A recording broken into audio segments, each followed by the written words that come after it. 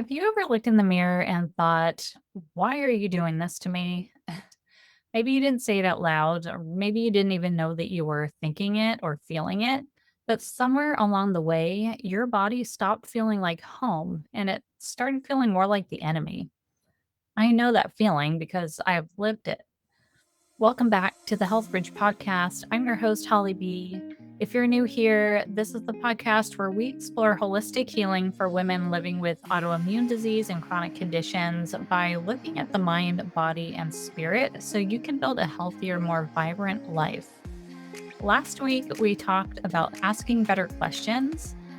We stopped asking, how do I fix this? And we began asking, how do I support my body today? Well, today we're taking that one step deeper because it's almost impossible to support something that you've come to see as the enemy.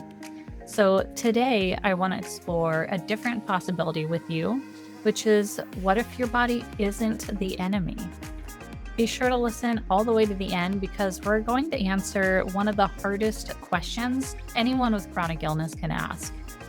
How do you begin trusting a body that feels like it has betrayed you? I want to start off by saying something that may surprise you. If you've ever felt angry at your body, if you've ever felt like it betrayed you, you're not wrong for feeling that way. Of course, it feels like betrayal. I actually think it's one of the most natural responses to chronic illness. I mean, if you think about it, there was probably a time when you didn't even think twice about your body. You just made your plans, you stayed out late, you worked hard, you pushed yourself, you exercised, you traveled, you partied, you committed to things months in advance without thinking twice. Your body felt predictable, right? You knew you could depend on it. And then all of a sudden, everything changed. And now you wake up wondering, how much energy am I going to have today? Will I be able to get through work? Will I have to cancel my dinner plans with my friends? Like, crap, is this the start of a flare up? Can people tell that I'm struggling or am I hiding it well enough? And your life just starts revolving around that uncertainty. It's no wonder that it feels like betrayal. But there's something else in there that I've noticed, which is it's not just our body we feel has betrayed us. It really feels like we've lost trust in everything. We start believing that my body betrayed me, my future betrayed me, and maybe even the hardest one is I've let everyone down. Think about the birthday parties that you've missed. Think about all the plans that you've had to cancel, the times that you've had to leave early, and you're always the one saying goodbye before the festivities are really in full swing. You're always the one that's asking for help. You feel unreliable both to yourself and to others. You start feeling like you're a burden and you find yourself constantly apologizing. Now, let me ask you about that. Have you ever apologized for something that your body did that wasn't your fault? Yeah, I have too. Now let's get some background on this situation. When we're scared, our brain naturally looks for something to blame. Totally normal. With autoimmune conditions, I don't know, sometimes we blame doctors, sometimes we blame ourselves, we blame our body because fighting it feels so much easier than sitting in that uncertainty. That's when we start attacking, we start fighting, we start battling, and it gives us an outlet for that frustration and fear. I remember feeling that way after I worked myself through really the thick of having mono, which was the first trigger that eventually caught up to an autoimmune disease. My blood work was testing fine, but I still wasn't feeling well. I was still getting sick. I was still getting run down. And this dragged out for so long. And I kept going back to the doctor, back to the doctor. They couldn't find anything. They couldn't find anything. Finally, they just said, "Oh, we're going to diagnose you with chronic fatigue syndrome." We find it usually figures itself out within about 2 years. That was literally all I got. And I remember feeling angry at that. let down by the doctors for not doing more diligent work and trying to help me, but also the anger in, "What do you mean? Like, why wasn't my body healing? Why wasn't I feeling better? Every time I've gotten sick in the past, you get through the virus, you get through the cold, and you get back to life as normal." I was super confused as to why I was stuck in this fatigue cycle. And I was just fresh out of a relationship. I felt like I was just getting my life back. I was in my mid 20s and I wanted to embrace life again because it had been stifled for me for the last several years. And I felt a sense of grief and anger that I couldn't do life the way I wanted to do it. I couldn't easily go hang out with my friends. I couldn't go on dates or whatever I wanted to go do. I couldn't pursue my interests because I didn't have the freaking energy to do it. And I would get sick every time I would push myself. It truly felt like my body had turned against me. And it was exhausting on top of the fatigue to constantly feel like I was at war with my own body and my mind of what I wanted to do, but what my body physically couldn't do. Really quick, Holly B here. I just wanted to interrupt the podcast to ask you for a quick favor. Can you take just a moment to like and subscribe to this podcast on whatever platform you are listening in on? It makes a world of a difference. And the reach of this podcast, it takes like literally under 10 seconds. So go do that right now. Thank you so much. I really appreciate it. And now back to the episode. But eventually, and I'm talking years later because I didn't have anybody guiding me on this, but eventually I realized something, which was that the war that I was fighting with myself was not helping me heal. It was only making me feel more disconnected from the body that I had been trying so desperately to help. When that light bulb moment happened for me, and again, I will reiterate, this was years and years later, years of trying new things, trying different protocols, trying different practitioners, becoming an herbalist, learning all the things I could of how to help myself so I could fix my problems, right? Going back to the previous episode. When I finally had that light bulb moment, the perspective shifted everything for me. I realized that our bodies are designed to keep us alive. They are designed to fight for us, to advocate for us having a healthy and prosperous life. When we have pain symptoms, it's to protect us. When we have inflammation, it's to protect us.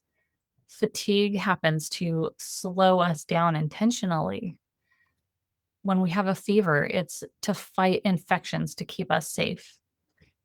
Stress hormones, they help to prepare us for danger, fight or flight when something dangerous is about to happen or is happening. Those systems all exist because they're trying to protect us. So now understanding that, can those systems become dysregulated? Absolutely. Absolutely. And sometimes the alarm keeps ringing long after the danger has passed. Sometimes those protective symptoms become way overactive, but that doesn't mean that your body became the enemy. It means that your body needs that much more support. So, to explain this further, think about a smoke alarm in your house. Its job is there to protect you and alert you if a fire might be starting. If that alarm starts going off every time you burn toast, you probably wouldn't rip it out of the ceiling and call it your enemy. You'd recognize that it's become overly sensitive, but it still has the same purpose. It just needs to be recalibrated. I think that that's a really helpful way to think about chronic illness and all of your symptoms. The alarm is real. The symptoms are real. Your suffering is absolutely real, but the alarm itself is not the enemy. And I want to be really clear about something. I talk about partnering with our body, right? We need to partner with our body to heal, not fight it. Partnering with your body does not mean pretending that everything is okay. It doesn't mean putting rose colored glasses on. It doesn't mean that you love being sick. It doesn't mean that you are ignoring your symptoms. It definitely doesn't mean tossing out your medication. It doesn't mean avoiding your doctors. It doesn't mean just thinking positive thoughts until your symptoms disappear. Not at all, right? Partnering with your body is something that is way simpler than that. It means that you stop directing your anger toward the very body that you're trying to help. It means you can pursue excellent medical care. It means you can advocate for yourself. It means you can work with functional medicine. You can take your medication, change your nutrition. You can keep searching for answers, and you can do all of those things without being at war with yourself. I want you to understand that healing becomes possible when we stop treating our body like the enemy and we start treating it like a partner. I know that that is the biggest and most powerful mindset shift that someone with chronic illness can make. So, how do you start trusting a body that feels unpredictable? I will tell you that this is not something that happens overnight. Trust is built through developing a relationship. And you don't, I mean, think about it. You don't trust somebody because they never disappoint you.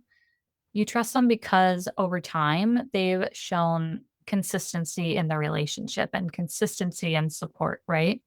They've shown care to you over time. They've shown up for you. Well, the same is absolutely true with the relationship you have with your body. It's a back and forth relationship.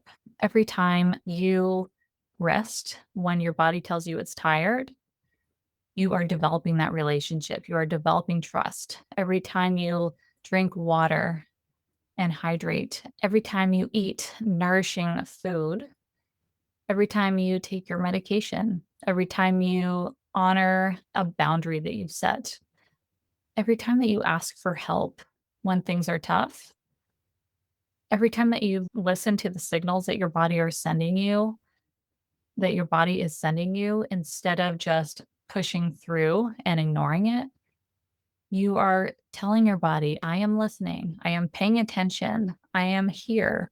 And little by little, you're creating that consistency in the relationship to rebuild that trust with your nervous system. And this all happens one decision at a time. Trust doesn't have to mean that you like what is happening to you right now with your symptoms. Trust doesn't mean that you're glad that you got sick, and it doesn't mean that you stop grieving.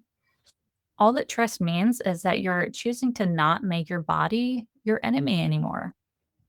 There's one other thing that I have noticed over the years, both in my own healing and in working with and talking to hundreds of women over the years. When chronic illness enters our lives, it often exposes beliefs that we were carrying long before we got sick. And we'll spend more time on this in a future episode, but I do want to leave you with this thought. If your illness has made you feel like you're no longer enough, maybe, just maybe, it didn't actually create that belief system in you. It might have actually turned up the volume on a story that you've been carrying for a very long time. And maybe the first relationship worth repairing isn't with your diagnosis, but it's with your own body. I want you to imagine your best friend. You see her exhausted. She's overwhelmed. She's trying so hard. She's carrying so much more than anybody realizes. Would you tell her that she's broken? Or would you offer her compassion? Why is it so much easier to offer compassion to everybody else than it is to offer it to the body, the very body that's been carrying you your entire life and has gotten you all the way through to this point?